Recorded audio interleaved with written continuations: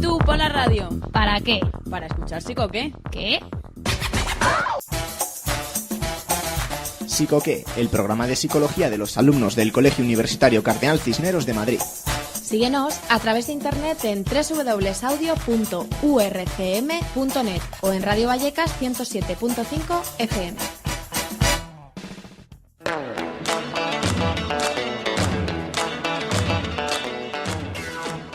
Hola a todos, bienvenidos a una nueva edición de Psicoqué que justamente ha tenido la suerte o la desgracia, según cómo se mire, de coincidir con la semana en la que nos han dado las notas a los estudiantes de psicología del Cisneros. Vas por los pasillos y miras a la gente y algunos pues ríen, otros lloran, otros están enfadados, es normal.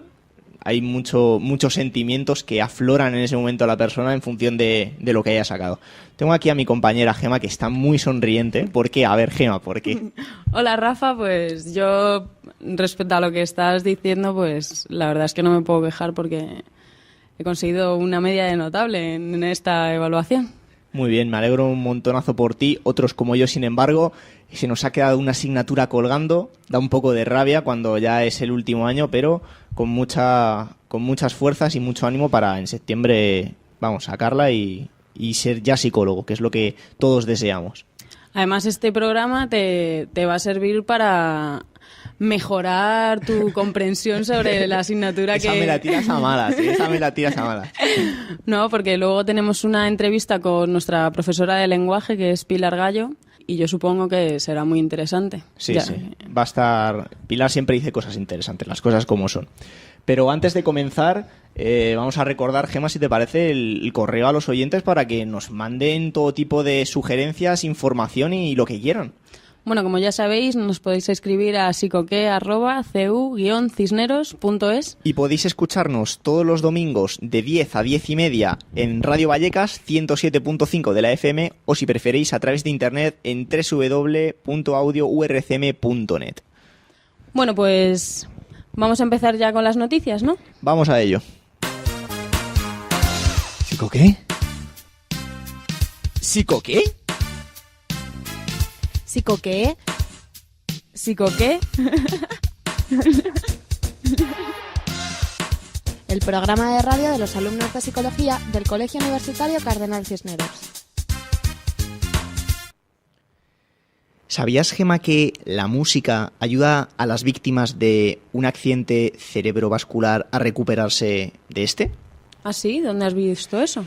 Pues mira, un estudio reciente demostró que la música ayuda a las personas a recuperarse más rápido de este tipo de lesiones. He de comentar que la terapia musical se usa desde hace mucho tiempo en una serie de tratamientos, pero el estudio publicado en la revista Brain es el primero en mostrar su efecto sobre personas. Estos resultados demuestran por primera vez que escuchar música durante el periodo inmediatamente posterior a sufrir un accidente de este tipo puede mejorar la recuperación cognitiva. Es decir, los accidentes cerebrovasculares que se producen cuando se bloquea el flujo sanguíneo al cerebro pueden destruir el tejido cerebral y son una de las principales causas de muerte y discapacidad permanente en el mundo. Los tratamientos incluyen la administración de medicamentos anticoagulantes y la reducción del colesterol. Esta investigación incluyó a 60 personas que recientemente habían tenido un accidente cerebrovascular de la arteria cerebral media en el hemisferio derecho o izquierdo del cerebro. Hay que destacar que este es el tipo de accidente cerebrovascular más común y puede afectar al control motriz, al habla y a otras funciones cognitivas. El estudio en sí lo podemos resumir en que un grupo de pacientes escuchó su música favorita todos los días o accedió a libros con audio, mientras que otros participantes no fueron expuestos a ningún tipo de música. Eso sí, todos los voluntarios recibieron rehabilitación estándar. 3 meses después, los pacientes que escucharon música tras el accidente mostraron una mejora del 60% en la memoria verbal, comparado con un beneficio del 18% entre los que escucharon libros con audio y un 29% para quienes no escucharon ninguna de las dos cosas. La capacidad de centrar la atención también mejoró un 17% en quienes escucharon música. Estos son datos que comenta Teppo Sarkamo, que es psicólogo de la Unidad de Investigación de Cognición Cerebral de Helsinki, quien es la persona que dirigió el estudio. Y leo palabras textuales suyas. Dice que no podemos decir que sucede en el cerebro, pero, según investigaciones y teorías previas, podría ser que escuchar música activase las zonas cerebrales que se están recuperando. Es decir, en resumen, que la música, asimismo, activaría de alguna forma mecanismos generales que reparan y renuevan las redes neurales después del accidente. Un tema de avance, de abrir nuevas esperanzas, ¿no?, a personas que puedan tener este tipo de lesión. Sí.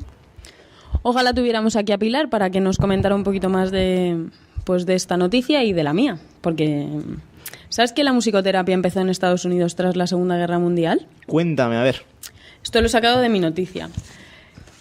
Es del Correo Digital de La Rioja y nos habla de que la profesora de música de la Universidad de La Rioja, Pilar Camacho, celebra un curso de musicoterapia aplicada que centra su atención en los alumnos con necesidades educativas especiales. Como ya sabéis todos, la música despierta sentimientos, aviva la mente y genera pensamientos, ideas, emociones, y de esto se trata la musicoterapia, de ayudar a las personas que tienen necesidades, tanto socioafectivas como para regular la conducta del ser humano. La profesora Pilar Camacho dirige este curso de musicoterapia que lo celebran en Logroño y es hasta el próximo 15 de marzo. Bueno, pues vamos a hablar un poquito del curso. Por lo visto está dividido en 3 grandes bloques y uno está centrado en la musicoterapia aplicada a los alumnos con deficiencias psíquicas, emocionales y de conducta, otro para las deficiencias físicas y motoras y problemas del lenguaje, y por último otro módulo para autistas y Aspergers, que estos son los que son más difíciles de tratar y los logros que se consiguen son muy lentos. Mediante las ponencias y los talleres tratan de formar a los asistentes a todos los conocimientos que les faltan respecto a la musicoterapia. Los resultados que se consiguen son muy efectivos. Por lo visto, en el caso de la demencia, pues puede hasta llegar a frenarse. De manera lúdica, a través de la música, se consigue mejorar al paciente y a partir de ella se produce una comunicación entre el profesional y el paciente, que el profesional es el que sabe de música y de psicología y de cómo aplicarlas a una patología concreta. Esto necesita una continuidad y los objetivos pues se van cubriendo a largo plazo, como es de entender, no es algo inmediato que hagas así y se consiga, ¿no? Y nada, pues se trata de un culto a la mente y al cuerpo, y la musicoterapia no puede trabajar sola ni es comparable a otras profesiones, ¿no? Cada una tiene su función y su campo de trabajo concreto, pero en realidad todas deberían complementarse. Y la musicoterapia nunca va a sustituir ni a un médico ni a un psicólogo, sino que pues complementa su labor, como ya hemos dicho antes, ¿no? Y nada, a ver si nos llega más información sobre este tipo de disciplina y aprendemos un poquito de ello, ¿no? ¿Qué te parece? Está muy interesante. Como ven los oyentes, ya hemos empezado el programa hablando de noticias musicales que tienen que ver con la psicología. Si es que yo creo, Gemma, que todo en esta vida tiene algo de relación con lo que nosotros estudiamos, ¿eh? Qué bien, aunque no encontremos trabajo de mayores. Bueno, darnos unos segunditos y estamos con vosotros.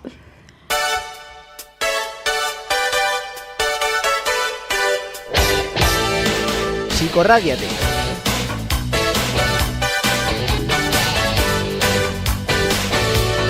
Escríbenos a psicoque@cu-cisneros.es. Radiamos la psicología.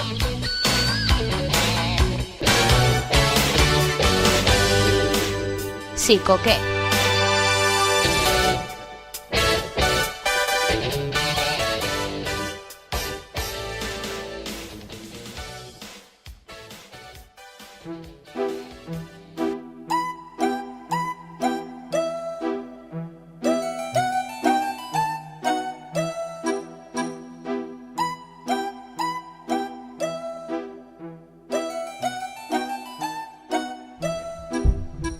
Pues muy buenas, queridos oyentes de Psicoque. Aquí estamos con nuestra sección habitual de las entrevistas y en este caso mezclamos un poquito la sección de las noticias con la sección de entrevista, porque una de las noticias que nos ha llamado la atención, que seguro que nos la ha llamado a todos por lo mal que habla de nuestra sociedad actual, son los resultados que se han dado en diciembre sobre el informe PISA, el informe en el que se habla de la actualidad académica de los distintos países. España precisamente puntúa bajísimo en comprensión lectora, no tanto en hábitos de lectura, sino en cómo nuestros estudiantes entienden aquello que leen. Y claro, como no, los psicoquequianos nos ha dado por preguntarnos qué es lo que pasa, qué es lo que podemos hacer y desde luego qué pintamos los psicólogos en este tema. Y para eso traemos a Pilar Gallo. Pilar Gallo es doctora en psicología, especializada en desarrollo cognitivo lingüístico y profesora de psicología del lenguaje y desarrollo cognitivo en la Universidad Cardenal Cisneros, en la nuestra. Es decir, que traigo a mi profesora, Pilar Gallo, autora del libro de próxima aparición, Bases psicológicas para un programa de intervención en el analfabetismo funcional, editado por la editorial CEPE, que es una editorial especializada en libros de profesorado. Es decir, traemos a la persona que acaba de escribir un libro que va a ser publicado acerca precisamente de lo que queremos comentar. No podéis quejaros, os los traemos ya elegidos con lupa. Aquí tenemos, Pilar, bienvenida y muchas gracias. Hola, ¿qué tal? Bueno, en primer lugar, ¿qué es el analfabetismo funcional con el que titulas tu libro? Bueno, el analfabetismo funcional es un problema que consiste no en la capacidad para codificar, para convertir las letras, los grafemas, en fonemas. No consiste en eso sería solamente analfabetismo. Se llama analfabetismo funcional porque hay personas que, a pesar de saber decodificar, son incapaces de extraer la información significativa de un texto. Entonces, por eso se diferencia, ¿no?, de lo que sería el analfabetismo.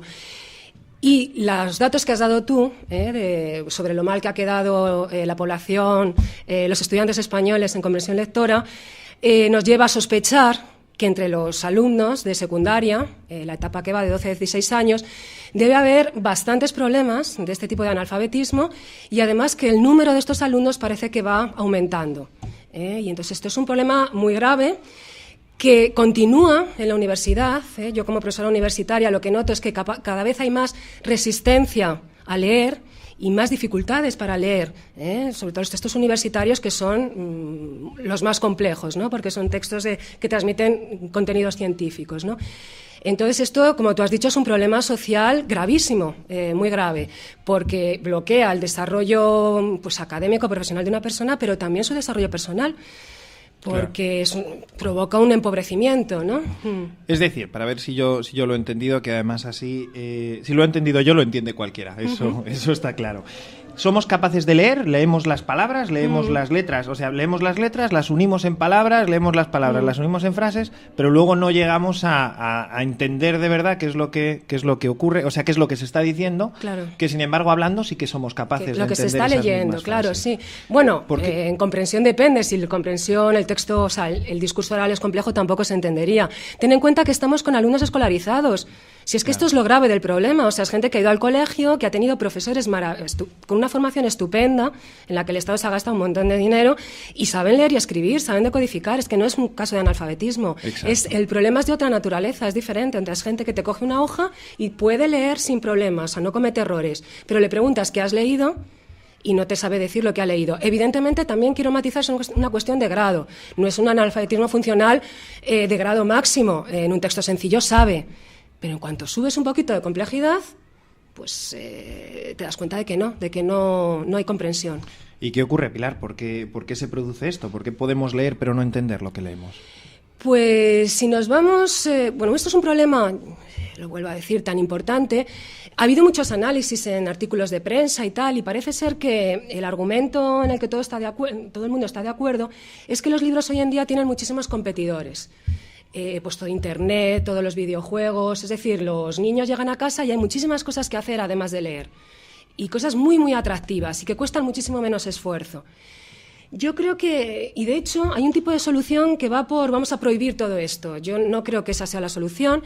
Creo que tanto los videojuegos como todo el mundo de Internet es un mundo de experiencias maravillosas para los alumnos, pero claro, esto no quita que no haga falta saber leer ni tener una buena comprensión lectora, porque hoy por hoy los textos escritos siguen siendo el vehículo de comunicación de contenidos complejos. Y si no tienes comprensión lectora, pues te quedas atrás. Es decir, nuestros estudiantes tienen que estar en la red, pero también tienen que leer muy bien las dos cosas. Que sea más difícil ahora y que haga falta poner en marcha algún tipo de programa educativo específico para reforzar, pero tal. Luego también hay otras corrientes que dicen que en la educación se exige menos. En fin, hay muchos análisis extrapsicológicos, ¿no? Pero sean cuales sean las causas, no se puede renunciar. Es decir, la comprensión lectora se tiene que adquirir. Una persona al terminar su educación a los 16 años tiene que tener competencia lectora. Claro, el problema existe. Se haya llegado como se haya llegado, es una situación en la que estamos y frente a la que hay que hacer algo. Nosotros, los psicólogos, ¿qué podemos aportar? ¿Qué hace la psicología con respecto a esto? Pues la psicología, o sea, yo precisamente he escrito este libro porque lo que yo defiendo es que la posible intervención en este problema es fundamentalmente psicológica.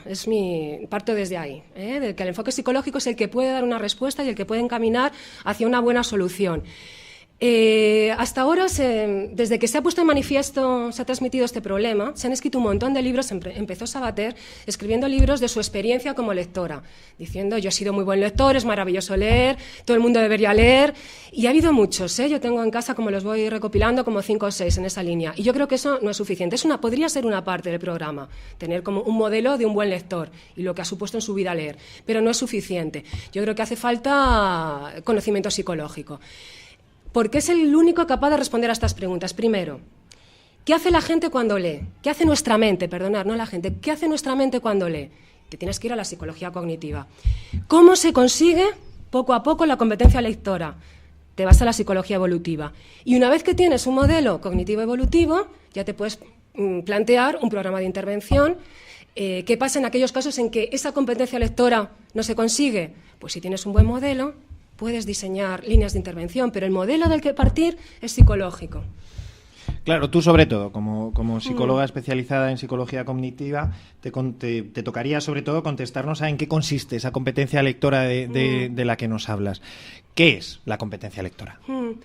En primer lugar, la competencia lectora es algo muy complejo. Es decir, nos planteamos, ¿qué hace la mente cuando lee? Lo primero, así en lenguaje coloquial, hace muchísimas cosas y muchísimas cosas a la vez. Es decir, para leer hace falta poner en marcha procesamiento lingüístico de alto nivel, procesos de pensamiento de alto nivel, memoria, acceso consciente, y todo a la vez. Y lo más curioso de todo eso es que, salvo los psicólogos, la gente, hasta los más aficionados a la lectura, no lo conocen porque es un proceso mayoritariamente inconsciente. Entonces, todo el esfuerzo mental que se hace al leer, del que tenemos conciencia de lo que nos cuesta, porque después de leer estamos agotados, pero no sabemos por qué nos cuesta tanto, la psicología cognitiva nos permite descubrirlo. La psicología cognitiva siempre permite autodescubrirse, cosa que hasta muchos alumnos no se dan cuenta. Es la idea del inconsciente cognitivo, ¿no? Una cosa cotidiana como es leer y no tenemos ni idea de cómo lo hacemos. Oye, Pilar, y traduciéndolo un poco al día a día de una madre que nos esté escuchando en este momento y tenga un hijo en el que lo ha notado, que le ayuda a hacer los deberes, que le pasa un texto que le dan en cualquier asignatura y le dice, bueno, ¿qué es lo que has leído? Y nota cómo su hijo, que lo ha sabido leer en voz alta, que lo ha sabido hacer y que después le dice, pues no lo he entendido. ¿Cómo le ayudamos desde aquí? ¿Qué consejo le damos a una madre, un padre que está intentando ayudar a su hijo a desarrollar su competencia lectora? Vamos a analizar primero, si no te importa, porque la intervención de los padres sería como una parte de un programa general, ¿no? Un programa general que tendría 3 partes, ¿no? Habría que ver en qué consiste la competencia lectora y los padres estarían en un sitio muy concreto. En otros aspectos del programa sería más bien de intervención del profesorado o bien intervención desde arriba, pues desde pautas psicológicas, ¿no? Entonces vamos a ver, yo creo que la competencia lectora se sustenta sobre 3 requisitos o sobre 3 pilares, ¿no? Una competencia lectora exige, en primer lugar, una lectura correcta, luego una lectura significativa y luego una lectura eficaz. Vamos a ver, lo voy a contar para que lo pueda entender cualquier persona en qué consiste. En primer lugar, una lectura correcta quiere decir que tú tienes que leer sin distorsionar el mensaje que te quiere transmitir el escritor. una lectura, aunque no lo parezca porque el escritor no está, es un diálogo, es una conversación. Entonces tiene que haber un código común que se comparta. Entonces, ¿qué quiero decir? Que para leer lo primero hay que tener conocimiento lingüístico. Un conocimiento lingüístico que empieza con el lenguaje oral y luego se complementa con la lectoescritura. O sea, ese es el primer pilar para conseguir una lectura correcta. ¿Qué significa a efectos de procesos mentales una lectura correcta? Pues primero tienes que saber decodificar, convertir las letras en fonemas, saber que cada letra se corresponde con un fonema. Con un sonido. Con un sonido. Tienes que automatizar esa decodificación, esto por un lado. Quizá esto se vea muy bien con un ejemplo. Quiero decir, todos saben, no sé si la gente que está escuchando habrá observado cómo aprende un niño a leer. Al principio lee en voz alta y se tiene que oír. Y llega un momento en que no le hace falta, que hace una lectura interna. Eso es un síntoma de que ha automatizado la decodificación, es decir, que no le cuesta trabajo, lo hace de una manera automática, esa conversión del sonido, de la letra al sonido. Esto es muy curioso porque en la historia de la lectura, desde que la humanidad lee, también sigue, eso que tanto te gusta a ti, filogénesis, ontogénesis, pues algo parecido, también fue así. Hay una anécdota muy curiosa de San Agustín, de la Edad Media, que se quedó alucinado porque entró en una habitación en la que estaba, creo que era un obispo romano, leyendo en voz baja, y cuenta que le admiró. ¿Eso qué quiere decir? Que la lectura también empezó a ser siendo pública y luego poco a poco se fue haciendo interna, ¿no? Se fue automatizando. Pues eso lo tiene que conseguir el niño y lo consigue en el entorno de los 6-7 años. Pero no solamente es eso de conocimiento lingüístico. También un buen lector tiene que dominar el texto, porque es la unidad lingüística más compleja. Dominar un texto, a nivel de discurso, en lenguaje oral es el discurso y en lenguaje escrito es el texto. Tienes que saber cómo se combinan los fonemas para formar palabras, las palabras para formar frases y las frases para formar un texto, que tiene una estructura. Si una persona que domina el lenguaje oral tiene cierto conocimiento sobre la relación interoracional, una persona que es competente en lectura sabe muchísimo sobre relaciones entre oraciones. Eso es una lectura correcta. Como si tuviéramos que saber qué es la introducción, qué es el nudo, qué es el desenlace, para saber exactamente qué es lo que estamos leyendo. Ese es el estilo narrativo, pero claro, hay estilo clasificatorio, estilos más complejos, y entonces tienes que ir relacionando, eso se llama, cuando vas relacionando las frases se llama microestructura, y la estructura que extraes se llama macroestructura. O sea, eres un gran especialista sin darte cuenta en construir la estructura del texto, y eso te da un nivel, o sea, el nivel de lenguaje que adquieren las personas que saben leer bien es muchísimo mayor de las personas que no saben leer y escribir, que solo hablan. O sea, es un enriquecimiento lingüístico increíble, claro. Moviéndonos solo en el lenguaje, evidentemente en otros aspectos. Nos has hablado de tres estructuras desde las que una visión más macro, que podríamos llamar como a nivel de Estado, ¿no? De qué se aplica y cómo se trabaja. Otra visión más en la escuela, del nivel escolar, cómo se trabaja desde los colegios. Tu libro está dedicado especialmente a profesores. ¿Qué es lo que estamos haciendo mal en las escuelas? ¿Qué es lo que se deja de hacer o qué es lo que nos propones hacer?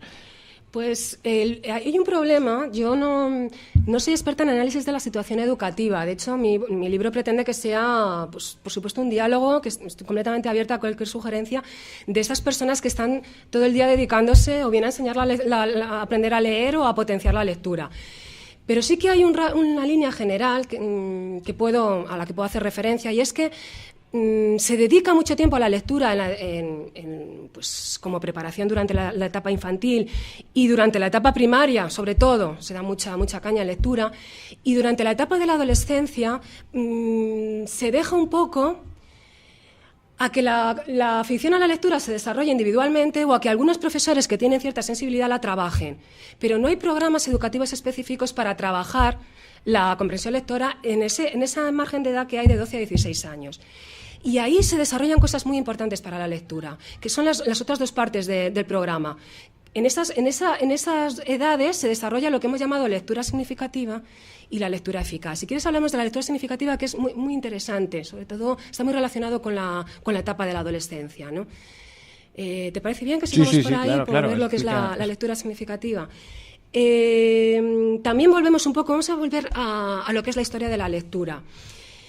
Pero defínenos, lectura significativa, un oyente que te ha oído antes las 3 partes de la lectura.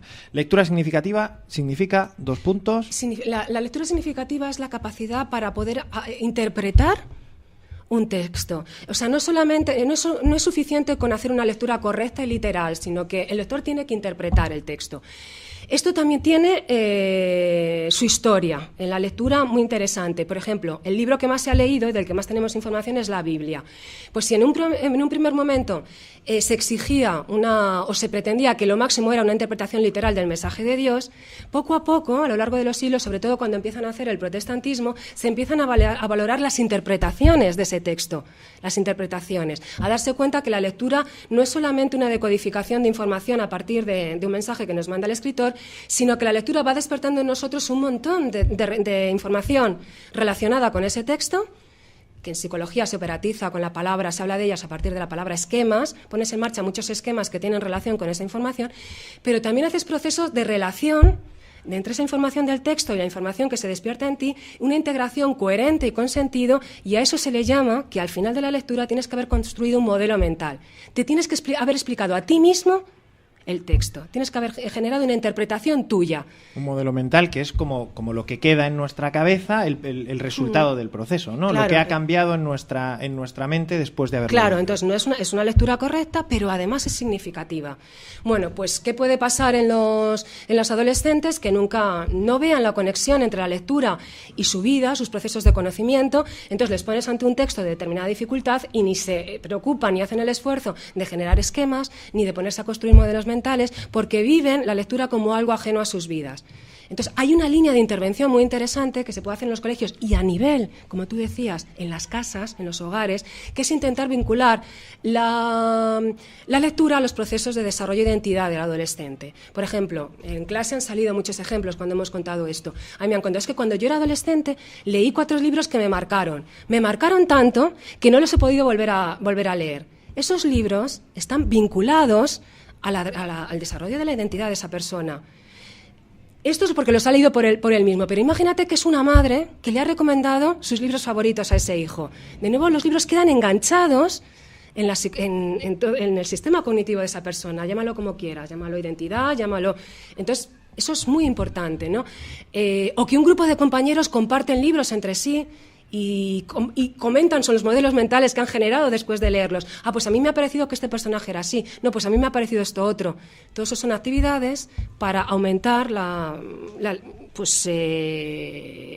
lectura significativa, ¿no? La probabilidad de que se produzca lectura significativa. Sí, muy interesante esta visión. Tengo que aprovechar para saludar a mi madre y a Miguel Delibes, que es el nexo que hemos tenido ella y yo. Bueno, Sabater habla también a través de todos esos libros. De todas las lecturas que leyó por su madre. Debe a su madre su comprensión lectora. Pues yo a mi madre le debo Miguel Delibes. Si no es por ella, no me habría metido yo a leer ahí La sombra del ciprés es alargada, que es donde arranqué. Eso, lo que tú acabas de decir. Estoy convencida que a muchos adolescentes, incluso a muchos alumnos universitarios, les dices que ha provocado en ellos la lectura y no te dicen que más allá del aburrimiento, poco más. Y más de uno. Pero es curioso cómo nos explicabas que el nivel de formación en cómo se lee, no tanto en leer, sino en cómo se lee, lo tenemos a nivel de primaria. Es decir, aprendemos con textos que poco más o menos son cuentos infantiles, y después, como adolescentes, nos llegan a nuestras manos libros de más complejidad y textos que son los que se le dan a un adolescente.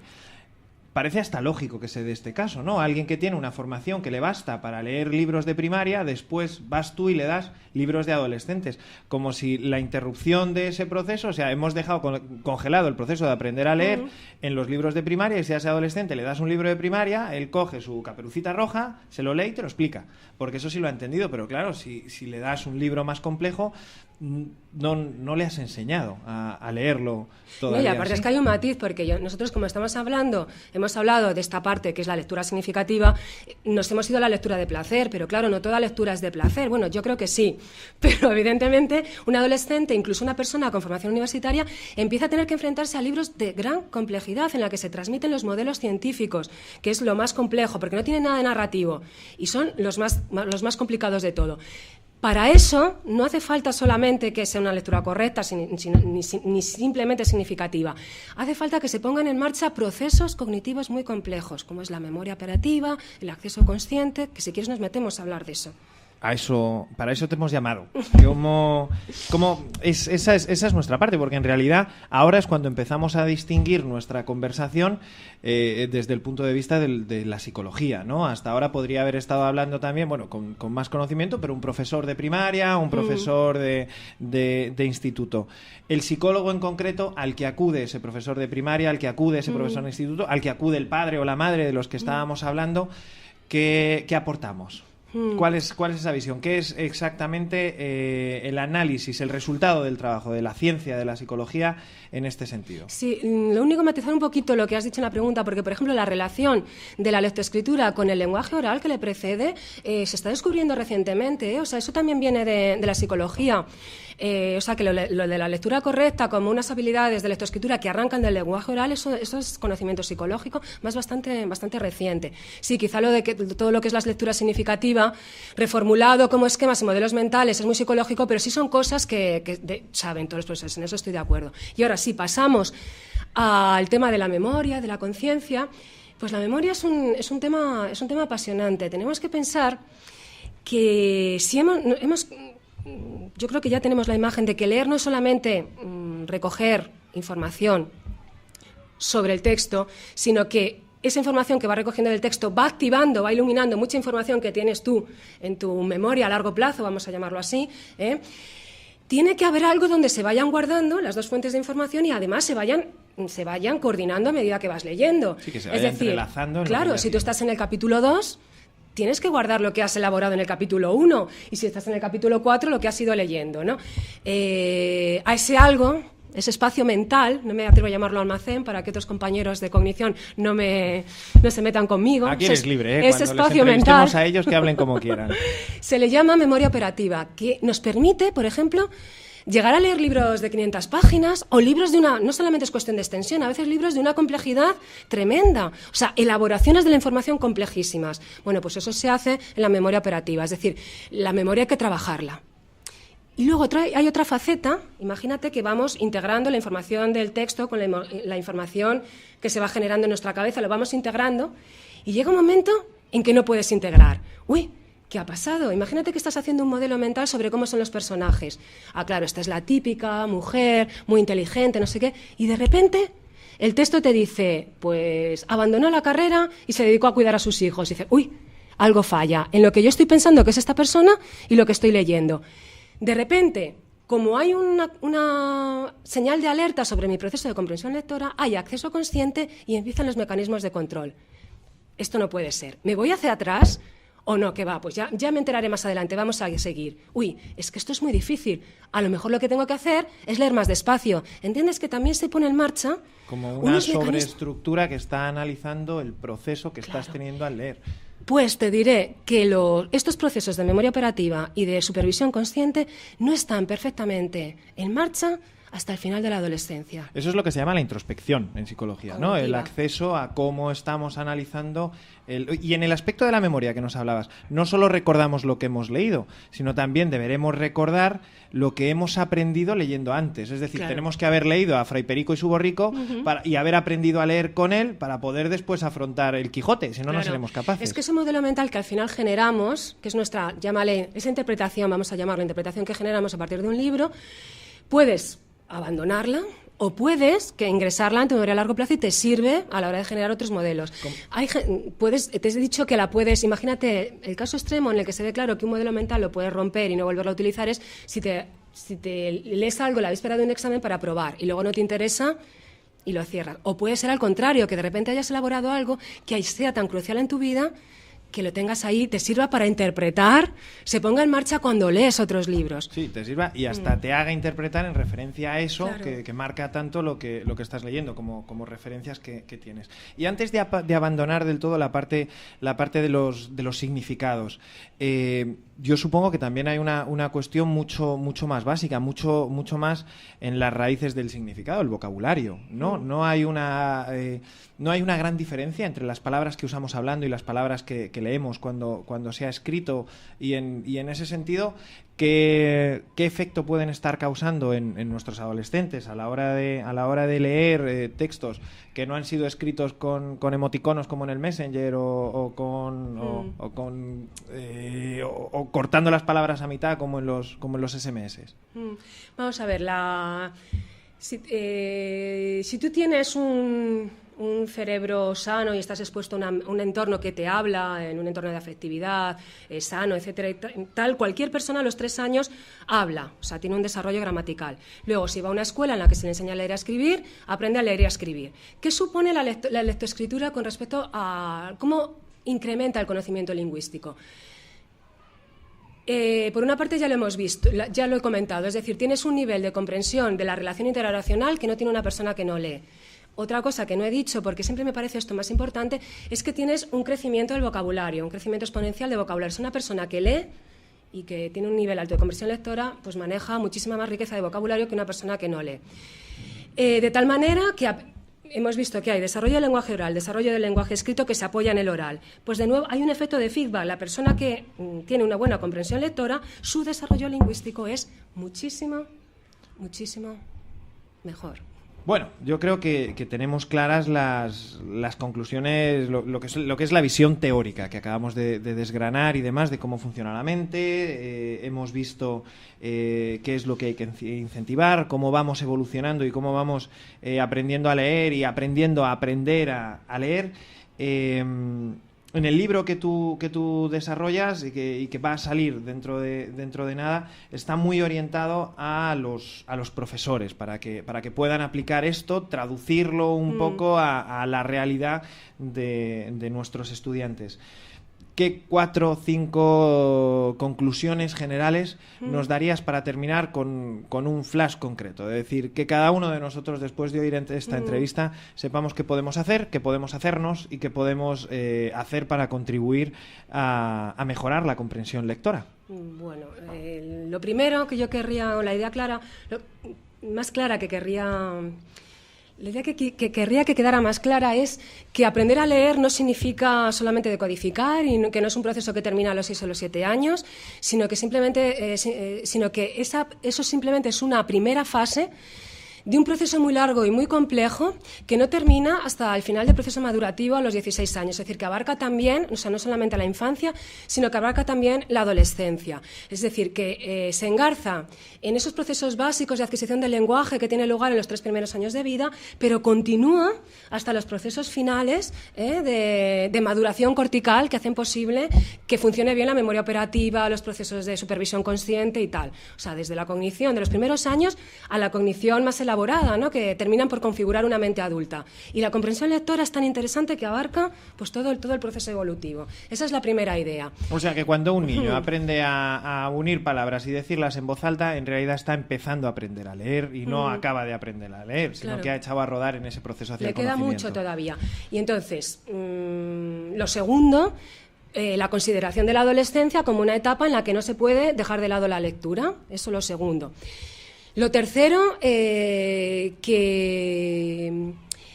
transmitir o divulgar el enfoque cognitivo de la comprensión lectora, que a mí me parece interesantísimo para los profesores, por supuesto para los estudiantes de psicología, pero también para cualquier adulto que se dé cuenta de lo que hace su mente cuando lee. Quiero decir que aunque no te interese el tema de la lectura, es interesante, o sea, transmitir estas actividades cotidianas, como leer, como hablar, que hacemos bien y no sabemos cómo lo hacemos, ¿no? O sea, transmitir un interés por la psicología cognitiva, simplemente, y sus aplicaciones. Pues muy bien, Pilar, muchísimas gracias. Y ojalá contribuyamos. Aquí desde Psicoqué siempre nos gusta volver a casa sintiéndonos un poquito útiles y poder decir, pues mira, hoy he ayudado a intentar mejorar la comprensión lectora en los adolescentes, sobre todo porque destacabas esa parte de la adolescencia porque es la etapa en la que se forma la personalidad. Entonces, si formamos personalidades lectoras, formamos personas lectoras y dicen que más libros, más libres, ¿no? Mejores personas llegaremos a ser. Muchísimas gracias, Pilar, como siempre. Y te digo una cosa, aprovechamos aquí siempre que podemos, lanzamos una trampa. Yo noto que la parte de la psicología cognitiva, todo lo que nos has comentado y demás, claro, aquí hemos tocado la parte concreto de lo que afecta a la comprensión lectora, pero es un universo aparte que no siempre es suficientemente conocido. Yo creo que ya que estás aquí delante del micro y seguro que delante de nuestros oyentes no nos rechazas el guante, vamos a aprovechar desde Psicoqué para invitarte formalmente a, cuando te venga bien y cuando consigamos cuadrar tu apretada agenda, vuelvas a tener una entrevista con nosotros más adelante para poder explicarnos en general y en profundidad en qué consiste la psicología cognitiva. Pues estupendo, encantada de hacerlo, y aprovecho para agradeceros a vosotros la oportunidad de poder hablar sobre este tema que a mí me parece tan interesante. Pues ya sabéis, psicoqués, a leer y a entender lo que se lee. Muchas gracias, esperemos que nos hayáis oído y que nos hayáis entendido. Hasta luego. Bueno.